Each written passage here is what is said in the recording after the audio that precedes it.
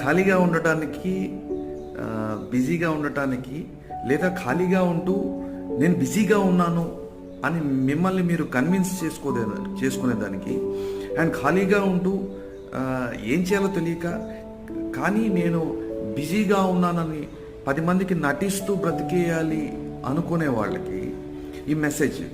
మీరు యాక్చువల్గా మీకేం కావాలో, మీరు ఏం చేయాలనుకుంటున్నారో, దానికోసం మీరు ఏ స్కిల్స్ డెవలప్ చేసుకోవాలనుకుంటున్నారో, లేకపోతే మీరు మీరు